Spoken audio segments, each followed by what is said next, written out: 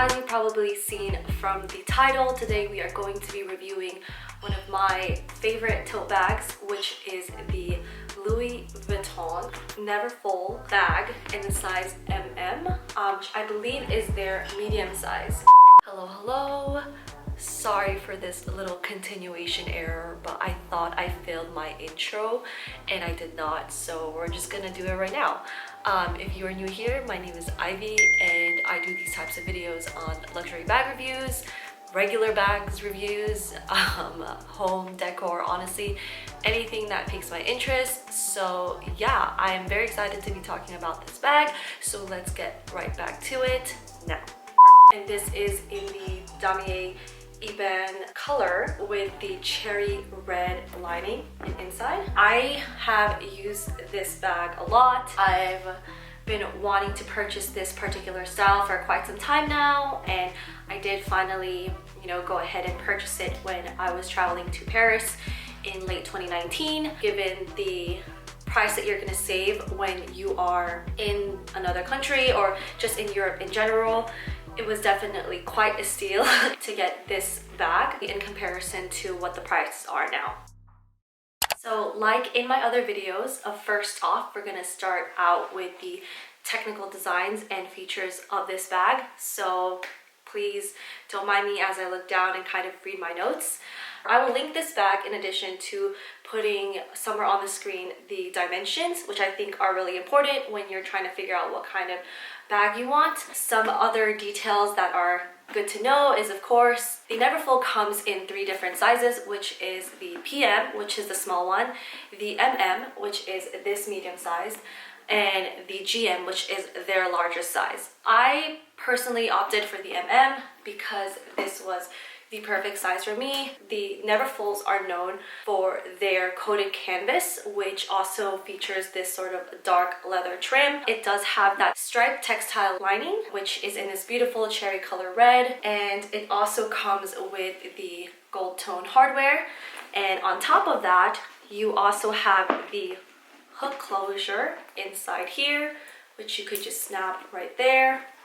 And then you also have a removable zipped pouch, which I absolutely love because you can use this on the go on your own. You don't need to take the bag with you, and it fits quite a bit of stuff. It is very flat, so you definitely don't want to overdo it with a lot of things inside, but it's super useful and it makes for a really good clutch. Another thing to note is that it also does come with this large sort of dust bag, which has always struck me as kind of odd because I don't really understand how you're supposed to put it in. It's kind of like a flap situation, but when you put it inside, this thing kind of, obviously pops out.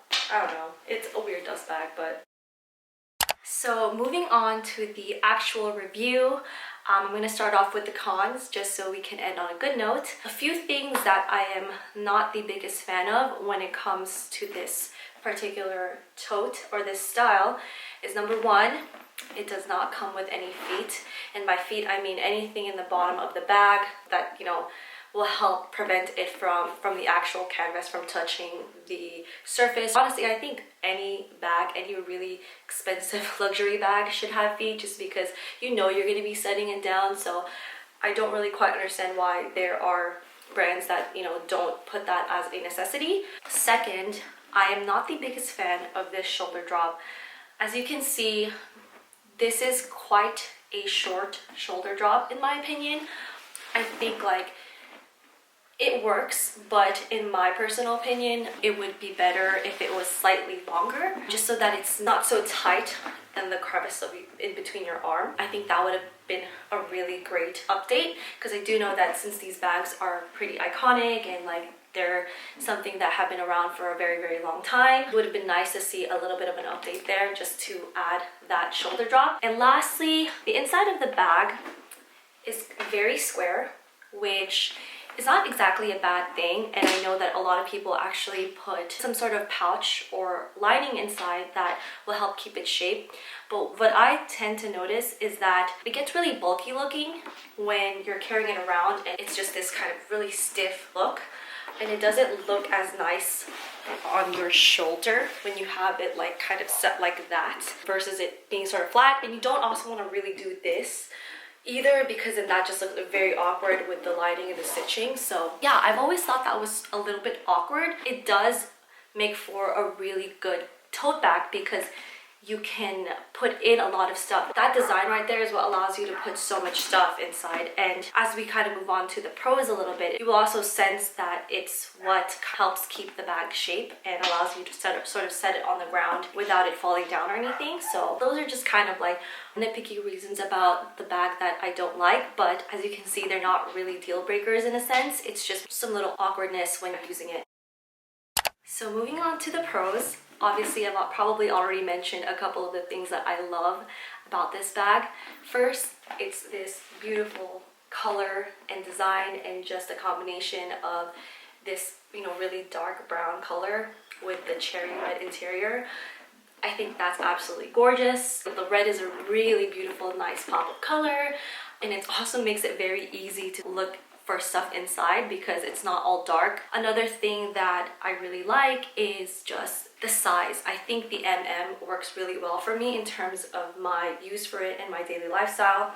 It's not necessarily my commuter bag, but it is more of a daily errand bag, and with that you can definitely put in so much stuff in here, more than just your essentials. Like, let's say you're going shopping and you know, you maybe picked up like a small shirt or two, maybe some accessories. You don't need another tote bag. You can really just put it in here, which I think is super convenient. Another thing that I really love is the nice dark brown leather trim. I think it goes really, really well with this color. And to be honest, when I was looking at this in the store, I was really caught between the Damier Azur versus this, just because that one is more light colored, and I thought that, you know, with it being so light, I felt like less people, you know, maybe opted for that color, probably because it's, you know, easier to sort of get dirty. And also came in like a beige or light pink interior, which can also get really dirty very quickly. But I'm really, really glad that I went with this because, again, it just makes it super easy to keep clean. And if anything were to have compromised the canvas in this bag, I would assume that it's probably less easy to see. So I think that's a really great pro. Lastly, I do love the fact that all of the NEVERFULLs come with this pouch. Like I mentioned, it is super convenient and it makes it feel like you are getting an additional small leather good with your purchase. I think this bag definitely has a lot more pros than it does have cons. It's one of the really good reasons why I ended up purchasing it. Moving on to the overall thoughts / is it worth purchasing in 2021? That's sort of a tough answer for me just because I really do love this bag a lot. I think this is such an iconic sort of look, and it's something that, you know, LV is known for. But at the same time, I do want to take into consideration just the recent price increases that have happened for this bag in the last 2 years or so. So just for a frame of reference, I did purchase this in late 2019, like I mentioned. And when I purchased it in Paris, you obviously get the VAT tax refund. You also just don't pay any taxes in general.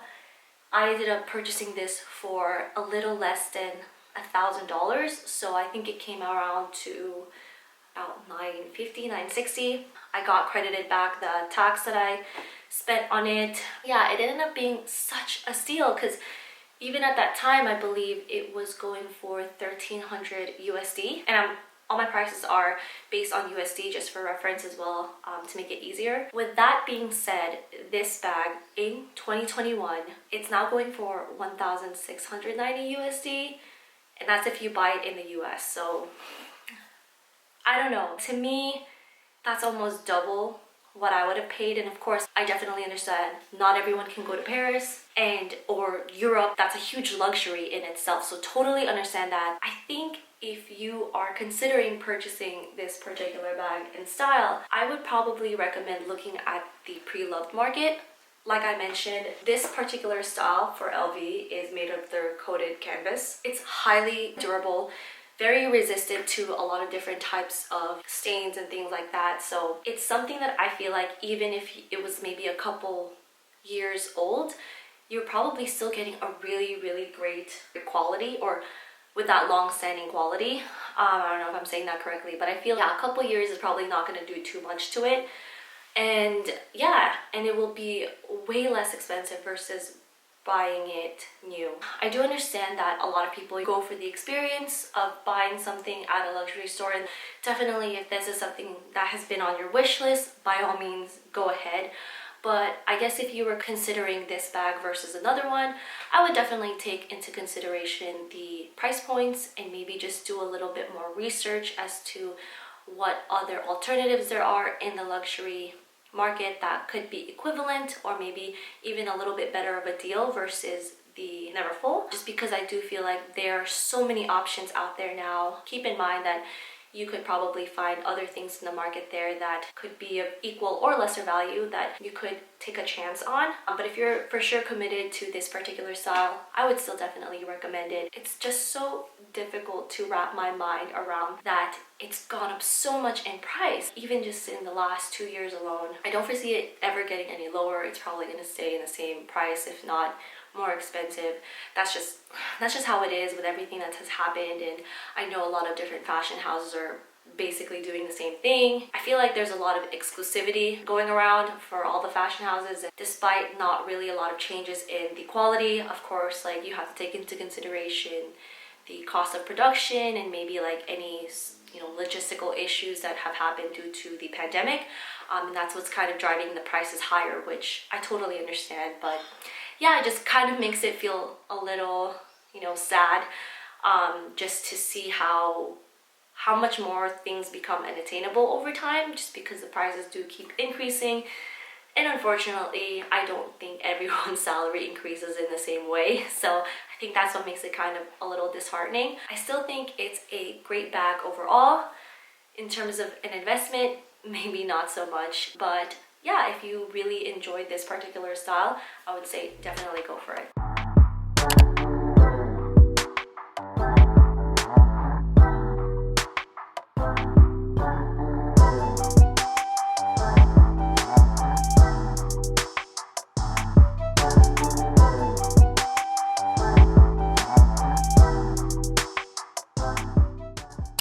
That is it for this review and this video. As usual, please comment, like, subscribe. That would really help me out. And if you have any questions about this bag, please feel free to comment down below and I will make sure to get back to you. Thanks so much for watching this video. I will see you guys in the next one. Peace.